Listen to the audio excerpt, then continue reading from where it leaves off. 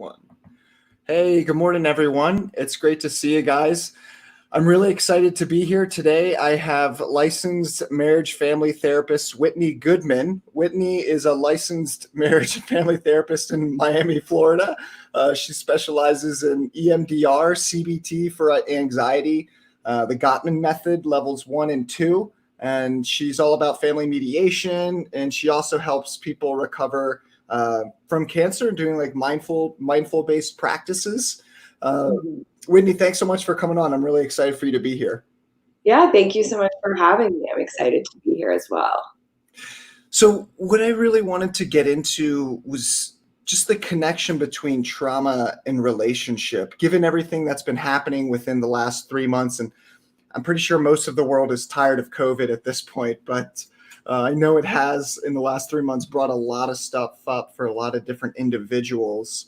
And I'm sure, like, I know for me on my end, some of my clients have had a lot of relational patterns, relational issues come up because everyone has to stay in the same space. And I think a lot of old stuff is coming to the surface to be healed, to be seen, to be worked through, to understand. So I felt like going into the connection between trauma and relationship would be a really good place to start.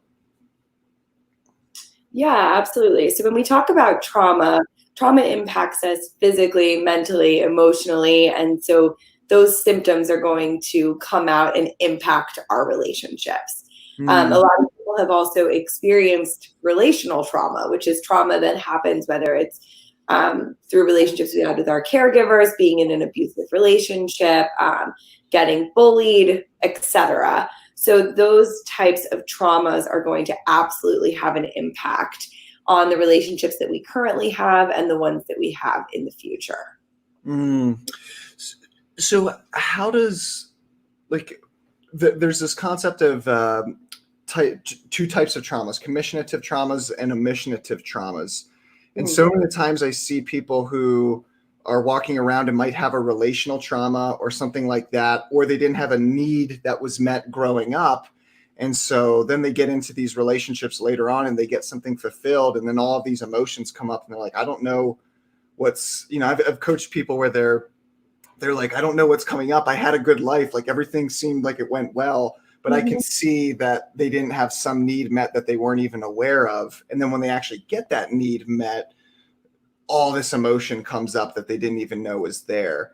Do you see this in your practice and what you do? Some of these omissionative traumas come up in certain ways? So I think when we're talking about trauma, like there's a really big scale, right? There are the things that we think are super obvious, like getting attacked, or robbed or going through like a natural disaster. And then there are these other more like, I hate to call them smaller. Sometimes people call them like little t traumas, but they can be these small things that happen throughout our lives where maybe like our caregiver wasn't really present, or we didn't get our needs met as children or as adults, or we didn't learn how to use our own voice. And those little things compounded over time can also end up becoming a much larger trauma or a much larger issue that, like you're saying, gets repeated in patterns throughout our life. And sometimes we don't really realize that or even have a memory of it until it gets triggered much later down the line when we're in a romantic relationship or we're at a new job, whatever it is. Okay. So is there any way that, like, I just had an interview the other day with a transpersonal psychologist from Poland, and we talked about this concept of the healing trap, and the healing trap being like, once you kind of start realizing your story and why you are the way that you are and how life created you or didn't create you, you kind of go on this, it's easy to get caught up in this journey where you're like, I want to heal and fix everything within me. And then people just continually dive right in looking for everything and anything. Do you see that, is there any way for those little small micro traumas maybe, or just needs that weren't met along our journey, is it possible for them to come up on themselves, or is it just you have you just kind of have to wait to have a certain life experience to have it triggered, and then you bring it to your awareness. No, I think that a lot of this stuff comes up in our behaviors, in who we choose to partner with, in the jobs we choose. Like, if we want to look for evidence of things, it's pretty easy to find it. I think what happens is a lot of us are maybe blind to it, or we live with that mindset of like, this is just the way I am. But I really work from the belief that like we are a sort of conglomeration of all of our experiences, our relationships, and we can change and evolve throughout our entire life. That healing trap part is real. I see this a lot like on social media of people who are really following a ton of therapists and coaches and consuming all this content, and they're always wanting to fix themselves. And that it's important to remember we are all constantly a work in progress. There's no finish line you're going to get to of like, oh, I resolved everything in my life and now I feel good and I don't ever have to worry about this again. Mm-hmm.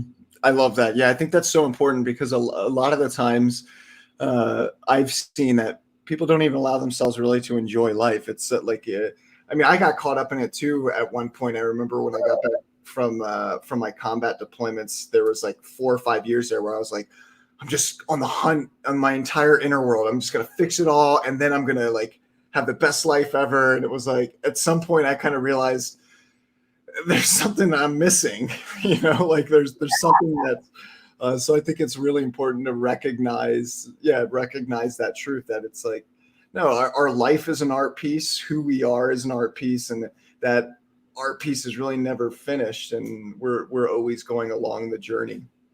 Yeah, absolutely. And I think that gets fueled by a desire or like a feeling of I'm not good enough. That core belief of like always feeling like I need to be better, do better, fix something about myself. And if I do that, I will be worthy or I will be enough. And so part of like enjoying life, like you said, I think is just saying, I'm going to hold myself accountable to the things that I want to fix, but I'm also going to like show myself love and appreciation for who I am, right? What do you think? This might be a little bit of a generalized question, but what do you think?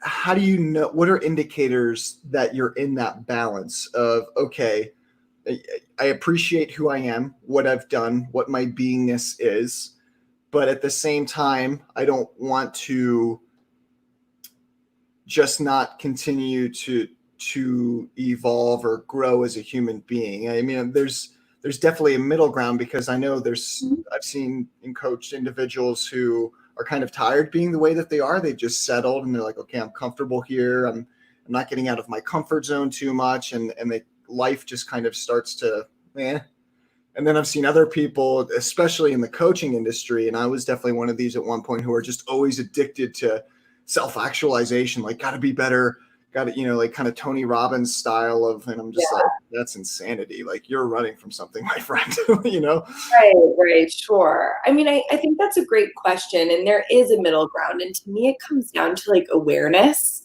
and being able to constantly check in with yourself in a way that's compassionate. So like, am I living in accordance with my values? Do I like the direction that my life is moving in?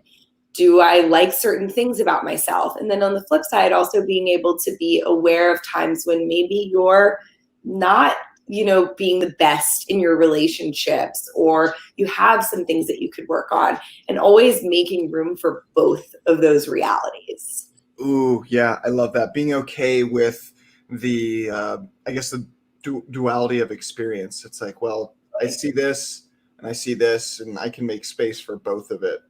Yeah, and that like I can be a work in progress and good enough.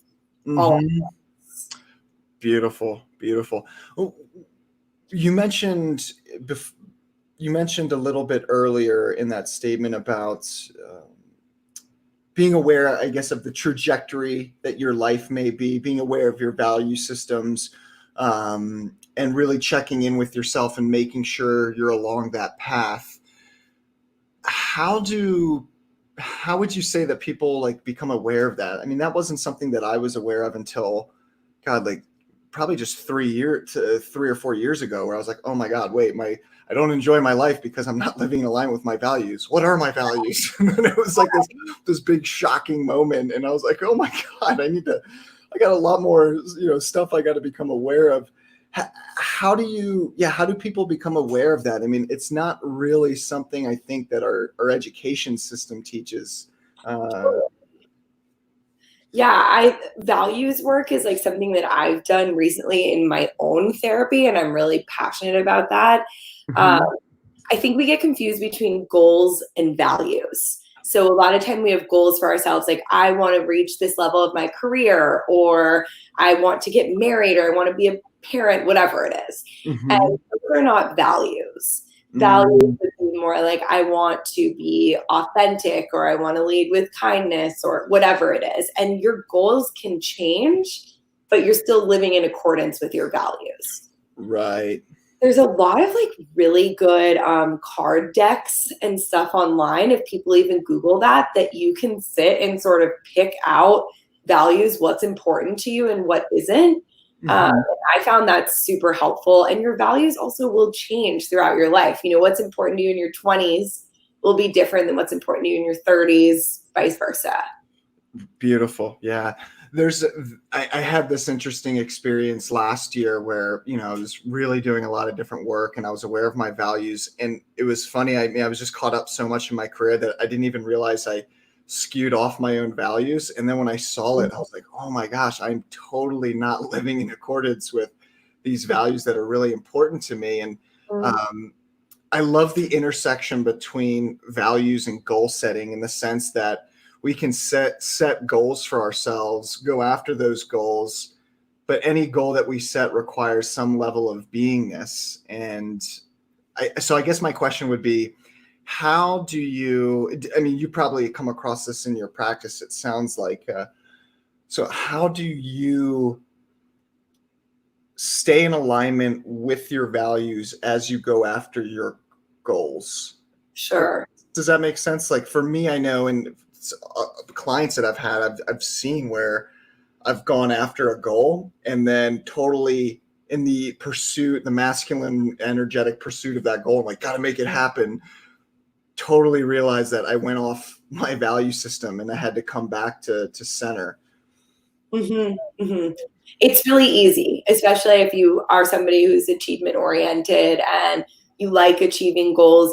It can be easy to like abandon all your values in pursuit of those goals. And I think we see that a lot with like really big companies. Sometimes people get off track, right? And we're seeing a lot of Mhm. that in the world right now, people being forced to kind of come back to their values. So Mm. for me, it's about knowing what the values are and knowing that like a goal is just a goal. And if you have to abandon yourself and your values to reach a goal, it might not be the right goal. So that's the time to meet for me to like come back and say, is there another way to achieve this? And also ask like, why do I want this so bad? Mm. Mhm. Of achieving this goal. Because sometimes it's just that we want like accolades, or we want people to think we're good or we're important. And is that really important to you? Beautiful. Yeah, I love that. I think that's so key. Really just recognizing, I guess maybe the why of the goal. And before you set off to go accomplish that, really be in touch. I think Simon Sinek, he talks about that. Like the best leaders are in touch with their why for their goals. And one of the things that I really love, I have a friend who wrote 2 books on the millennial generation.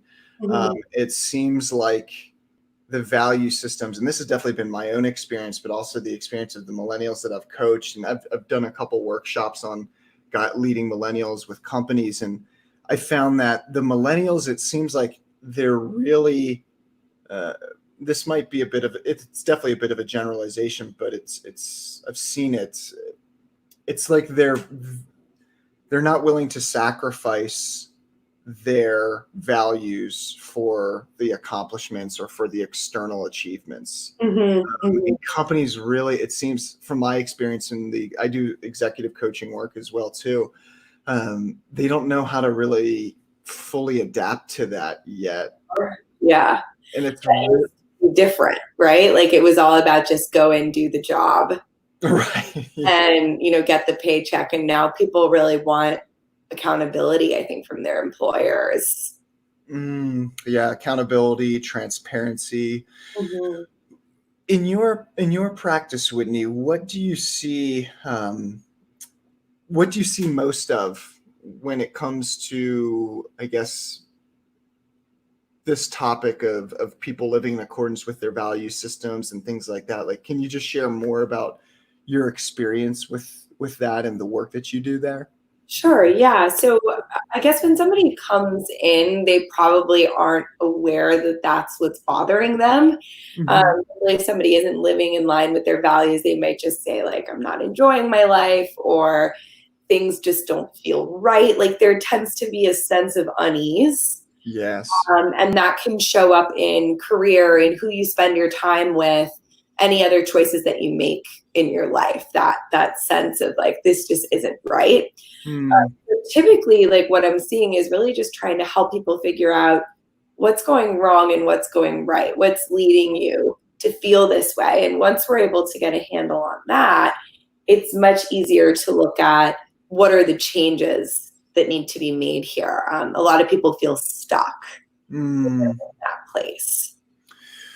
Okay. Yeah. What do you say creates that feeling of stuckness?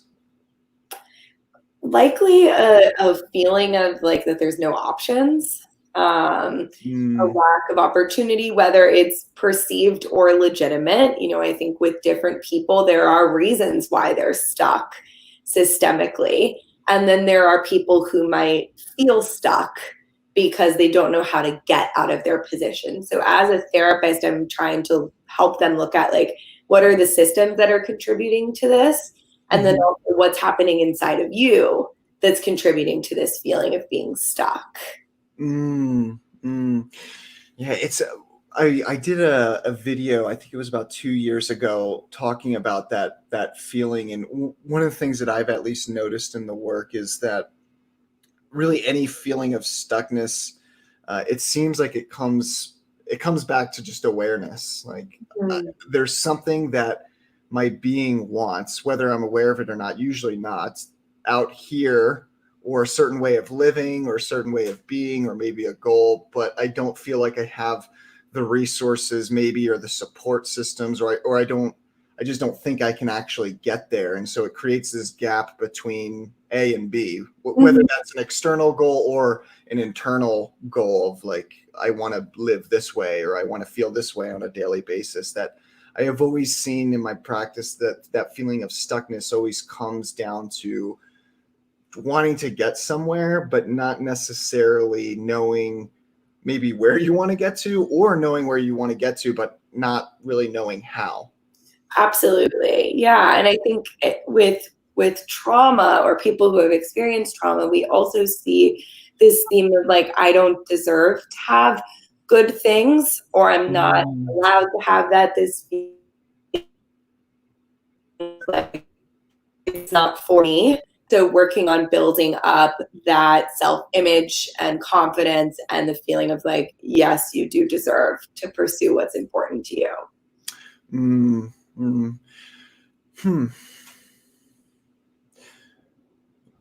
Where does that come from? Like the self-worth piece. Do you know? Yeah, where does that come from?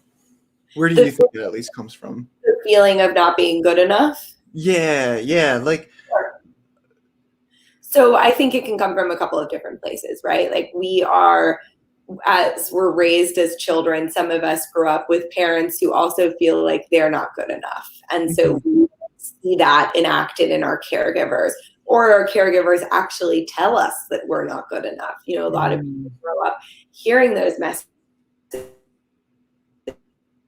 from whoever raised them. I think media plays a huge role in this as well, especially among women. You are constantly getting bombarded with ads and things telling you to look different, to lose weight, whatever it is, that people take advantage, and I think can make money off of that reality of making you not feel good enough. to feel good enough in today's world, I think, and to say like, I'm worthy, I'm allowed to have good things, is sort of a radical act. Mm. I think a lot of us feel like we still have to prove ourselves or do more in order to be worthy. Yeah. This concept, excuse me, this concept of, one second, I'm sorry, I need to drink some water. This concept of performance is so big in men. I mean, I saw it within myself for years, and it still comes up for me. And I see the pattern now, but and I have systems in place, or just fellow human beings and relationships that keep me, checked out to be aware of it. But I think that's one of the, yeah, that's huge. I think in modern society, you always have to be achieving something, or you always have to be a particular way in order to get the desires of your heart. And one of the things that I love about this work is when I see someone who just kind of falls into their heart and realizes that whatever desires they have there, they don't, it doesn't come with any attachments, or it doesn't come with any, it just doesn't come with any strings attached. Just like, no, if your heart wants it, you can just go for it. And I can't tell you how many times I've actually had to tell people, like, you have full permission to pursue your heart's desire. And it sounds so simple when you put it that way, but it's amazing that we have to actually get that permission sometimes, or give that inner child permission to go after what he or she really desires and longs for. And you don't need outside approval. You don't even need to, I think, feel a certain way. You just got to sometimes maybe know that you can go after what you truly want, which it sounds ridiculous, even just me saying that. No, I don't think it's ridiculous at all, because I feel like a lot of us feel like we have to get permission before doing something, or it has to be accepted or cool or whatever it is. And what it sounds like you're talking about is pursuing something just because it's meaningful to you, not because somebody's telling you that you have to, or you should, or that it's what will make you worthy, but just because it's something that you want. Yeah, I love that distinction. Beautiful.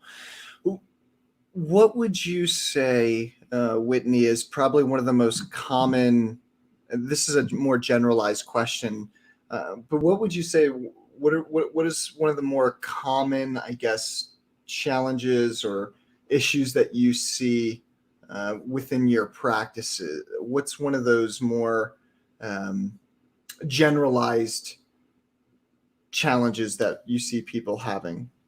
Yeah, I think most people in therapy are talking about their relationships. They all be experiencing a different problem. So I work with couples, and I work a lot with people with chronic illness, cancer diagnoses, things like that. And it's interesting that even though people can be going through a lot of different struggles in terms of like fact patterns, they're really usually talking about relationships. How they're interacting with the people that are supporting them or not supporting them. I think relationships are such a fundamental building block of our wellness. Oh yeah. Overall, that's really what I think most of us are craving right now, especially with the pandemic going on, and we were already feeling distant, I think, with social media and all this stuff, that people are so connected now but have a lot of trouble actually connecting, is what I find. Yeah, I did this. I read this study. I think it was maybe like 6 months ago. I came across it. I can't remember the name of it, but Harvard did it. It was like a 75-year plus study. Yeah, and it's like, it basically showed relationship and social community across the board, no matter where people were coming from within the social stratification system. They all said that relationship and being part of the social community was the biggest variable to contribute to their happiness and well-being. Yeah, absolutely. Yeah, that study is really remarkable for anyone that wants to look at it, because it shows that, like, if you are in a really high conflict marriage or a relationship, that there are a lot of negative effects to your health. And I think we focus so much on like what we're eating, what vitamins we're taking, all that to be healthy. And our relationships are such a big part of that. Wow. I love it. Can we talk more about that connection between the physical and the emotional component? What do you see? Like, how do you see relationships contributing to that physical health and that experience of life and well-being?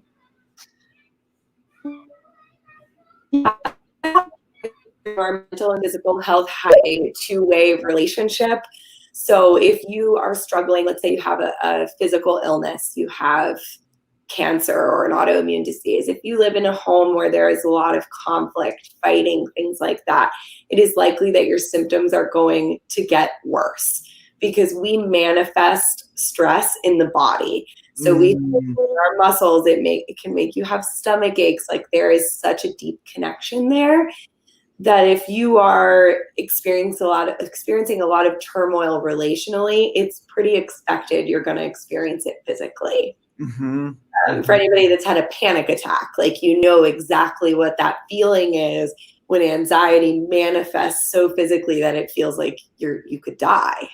Like you're having a heart attack. Yeah, absolutely. Yeah, been there. Definitely. Yeah, that's not it's not fun. Yeah, no, not at all. Yeah, not at all. I love this. I mean, I know you have a background in somatic therapy as well too. There's the kind of this underlying belief that all illness, and I don't know how I feel or think about it. I go back and forth, and I'm okay with going back and forth.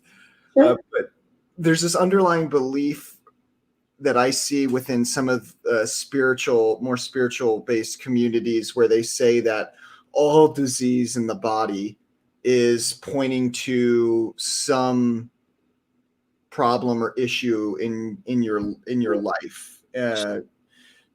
Do you see connections between maybe certain diseases? I know we're kind of like walking like eggshell ground here potentially, but do you see a connection between certain diseases and like relational patterns or things like that? You know, you're talking about stress manifesting in the body. And I mean, yeah, do you see any connections there? So I don't like to say that anything is like all of anything, because I think we live in such a complicated world now that like our environment, what we eat, who we spend time with, all of this contributes to physical illness, and to sort of try to like tease out one thing, to me, is complicated. Definitely. What I do know from like the research that I've read and anecdotally working with clients is that people who live in high conflict homes, have high conflict relationships, often complain about physical ailments. Now, that doesn't mean that there's direct causation, but it could be that one is making the other worse. Like, the way I like to look at it is that they're both in relationship with one another. So if you have an illness, it's going to put a strain on your relationships. Strain in your relationships, it's likely going to put a strain on your illness. Right. And it's kind of like chicken or the egg argument, but I think just looking at it holistically, of like, if my relationships are healthier, I will likely feel better. Is a safe way of looking at it. Doesn't mean it's going to get rid of your illness or cure you by any stretch of the imagination, but it makes it easier to navigate. Beautiful. Yeah, that makes sense. I feel like our world is just, we have so much information, the environment. Like, when I think about how humans have evolved over the last 30,000 years, and then you look at the environment that we're living in today and how much change has happened within the last 30 or 40 years, I'm really surprised that not everything is kind of blowing up. Well, maybe everything kind of is, blowing up all the time, but that's how you look at it, I guess.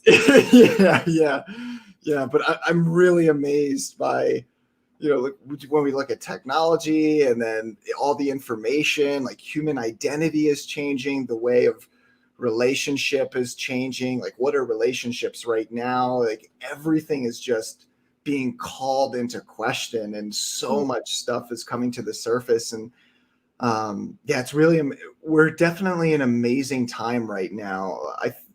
At least I think so. I think we're in an unprecedented time in the sense that everything is really speeding up and being called into question with the technology and the internet and everything, all the resources that we have available to us at a massive scale.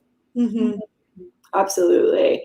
And having that information available and like for free to access, I think is a beautiful thing. Then people are able to learn more about what's going on with them and make the decisions that fit their lifestyle. Beautiful. Whitney, I wanted to ask one more question, and then I wanted to take a couple questions from the audience. Does that sound good to you? Are you okay with that? Sure. Cool. Awesome. Totally fine.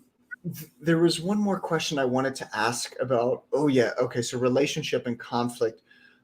This is something that I've been thinking about a lot, just even in my own personal life, but it's something that I see in some of the lives of my clients. You know, some individuals grow up in families where conflict isn't allowed. Like they're not allowed to voice their wants, their needs or desires, or they're shut down, or maybe there's just this unconscious implicit belief that you can't speak about that. You can't go there, or you'd be breaking those, unconscious rules. And then there's other families where like conflict is almost like always welcome and present, or maybe even encouraged. Mm-hmm.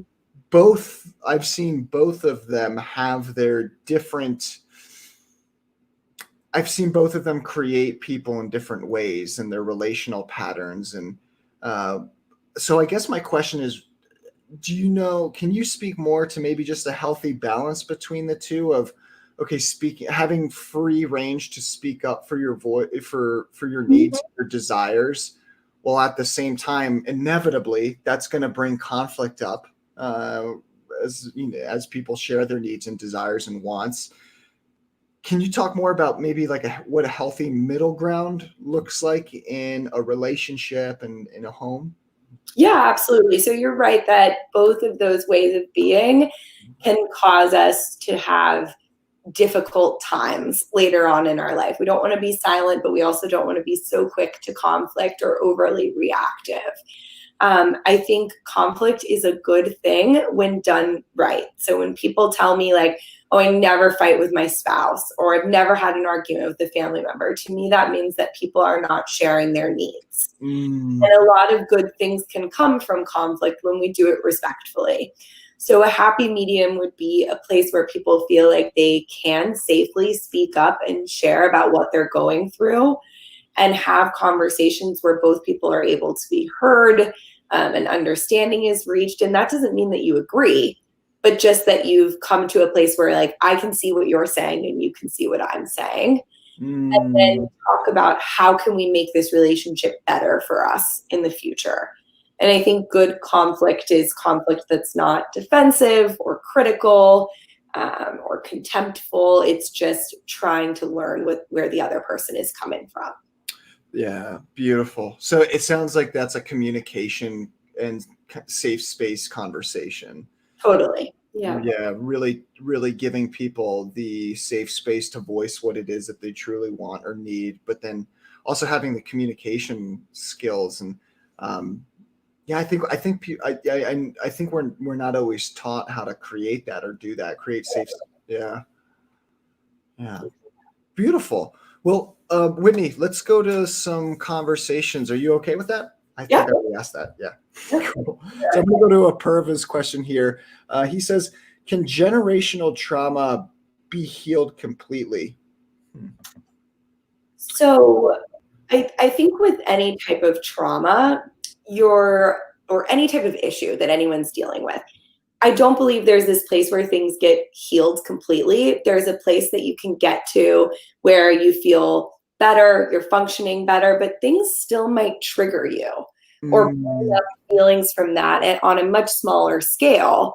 And so to be healed is to recognize when those triggers come up, to be able to notice them and use your coping skills to manage it. When we're talking about generations of trauma, I think the more that we change things in our society, the more that we're aware of that generational trauma, we can put in systems to prevent it from being exacerbated and from continuing. I love that. Yeah. So it's really about being aware of maybe those patterns that you inherited from your line, your family genetic line, and then building out maybe the safe space or the systems. It's a really masculine term, like having systems in place, but Makes sense. being aware of those triggers and then really giving safe space for them to come to the surface so you can work through them so they don't actually control your life. Sure. And knowing that if you get triggered again down the line, that's not a sign that you're doing something wrong or that you're not healed. It's just that, okay, this is something that's coming up for me. What can I do about that? What are some of my coping skills? Do I need to go back to whatever I was doing before? I love that. Yeah. I've seen, and I've been guilty of this in the past where there's more shame, like someone thinks they've healed something, like, okay, I've healed this, I'm done with this pattern. And then the pattern comes up in a different wave later on. And then they're like, I should be over this, and then go into shame and guilt, and I shouldn't be this way anymore. And it's like, well, no, it's okay. Like it's going to come back. You're a human being. You're going to feel things. Right. There's going to be waves. Yeah. Beautiful. I'm going to go to Stacy's question here. Stacy says, do you feel that trauma should be healed slow? Oh yeah, that's great. Do you feel that trauma should be healed slowly over time, or just dive right into it, so to speak? I think that trauma needs to be healed slowly.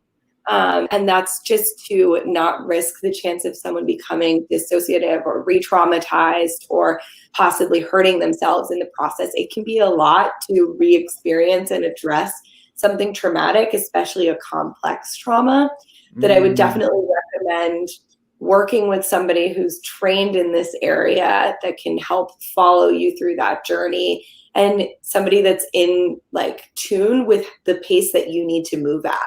Because what might be fast to you isn't to somebody else. It's really different for everybody. Yeah, I love that.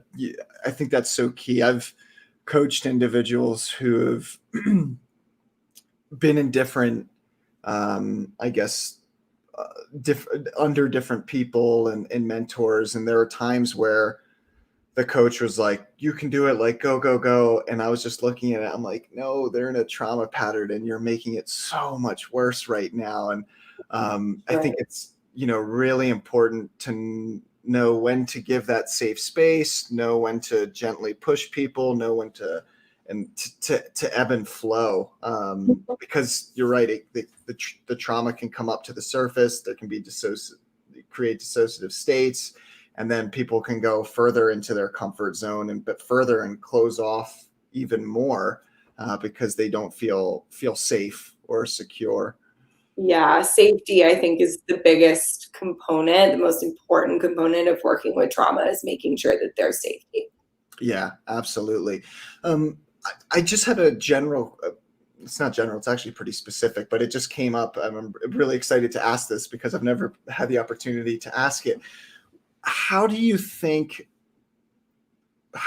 say is the best way to work with someone in terms of making them feel safe, but at the same time allowing them to maybe pursue something or push them forward? Like what's that, because so for me, coming from the coaching perspective, our perspective is we want people to become the greatest version of themselves and things like this. And but I mean, I sometimes will get people into my practice where I'll see, okay, there's definitely some trauma here that I need to kind of be aware of as we go through this and not push them, or finding that safe space. Like, okay, we're going outside of our comfort zone, but at the same time you have a safe space to come back to, because if something does come up, we want to deal with it and work with it and be gentle with it. Mm-hmm. So my question, I guess, would be, how do you know, I guess, that ebb and flow outside of a person's comfort zone into their uncomfort zone and learning, but then also maintaining the safe space for them to come back to. Because I guess it's different for everyone, but could you speak more to that? Do you know where I'm kind of going with this? I hear what you're saying. And I think as a coach, or even just as providers, like, you have a job that you've taken on to help this person achieve the next level. So it can feel very like there's pressure to sort of push them forward. I come from the belief that when people feel secure, safe, understood, all of that, they move forward on their own. Yeah. And so I think we get really caught up in wanting to push people, and that's about us, not about them. Beautiful. So I always come back to, like, ask, like, do you want me to push you? What are you feeling right now? And the person is the expert on their experience, and allowing them to kind of share with you what's coming up. But I noticed that, like, as soon as somebody feels good enough to do something, they typically do it. Like, it's not, there's a really good article called, like, The Myth of Laziness, and it's all about that people are not taking action just because, like, they don't feel like it. It's typically because of a lot of other compounded reasons. I love that. Yeah, I've noticed that too, where I remember I was in one session with a woman, and I asked her that. I said, do you really want me to move you forward in this way or push you in this way? Is that really what you're looking for? And just me asking that gave her, like, she never she'd always just gone, go. She didn't know that there was any other options. And she was like, wait, she started, crying and releasing, because she didn't even realize that was an option for her. Like that. Yeah. No one had she'd never given herself permission to just be comfortable with her own natural unfolding of self. Sure. And sometimes that's what we need to be pushed to do, is to rest versus act. Oh, that was totally me. Absolutely. Yeah. Yeah. I'm going to go to the last question here, Whitney, and then we'll close up. This is a interesting question. Yeah. So Purpose says, if I can't heal traumas completely, should the next generation be educated about the triggers on trauma? And at what age can that be understood by the child? Sure. So I do think that it is important to talk to children about what you've experienced as a family, as a population, as a group. You see this a lot in families that might have a history of addiction. Whatever it is, that it's important to talk about your history with kids. I think it's good to make this developmentally appropriate. There's a lot of great books online for kids that you can use, or guides, tons of good stuff out there that I think when you're speaking to a child who's at reading age that's talking, you can absolutely start introducing some of these concepts in a non-threatening, scary way, but in an informative way. Yeah, beautiful. I think informing the next generation is absolutely key. Just knowing, I think at a societal level, we don't focus on the emotional components. Like, we focus on science, technology, engineering, math, and STEM, and uphold that. But I'm really excited, I guess, to see where everything is going to. It seems like, at least on social media world, we're switching more to. There's such an emphasis on relationship, emotional well-being, and there's such an emphasis on that, and that's, like, so important to human fulfillment. And I think our society's kind of going more towards that. And I think the next generations that are coming up with access to all this information anywhere in the world, they can access it at any time with the internet. It's really bringing a lot of awareness to I think a lot of longings that the human heart has that we really have never given space to, or really had the technology maybe to give space to resources until now. So Totally. I don't know. I geek out about this stuff because I'm really excited to see what's happening in society, and what the internet's doing, and the technology and YouTube. I mean, like, I was looking at this at this study recently, and it was saying that the newer the next generation, so like not the one after millennials, I can't think of it right now. The one after millennials, is it Gen Z? Yeah. Okay, so Gen Z, like they don't look at Hollywood like actors as stars. Like they look at like YouTubers Sure. stars. And like that to me is so mind-blowing and so cool, because it's like, wow, like YouTubers are sharing all this great information that people need. And, you know, a lot of individuals are getting popular, not just off of entertainment, but off of like the value they provide with content and the way that they live. So for me to hear that, I'm like, I get really excited about the next generation. And even when I, you know, I have two younger sisters who are Gen Z, and even when I connect with them, they blow my mind sometimes. I'm like, wow, this is so cool to see where we're headed as a collective species and what's happening in the world. So it's really cool. It's really cool.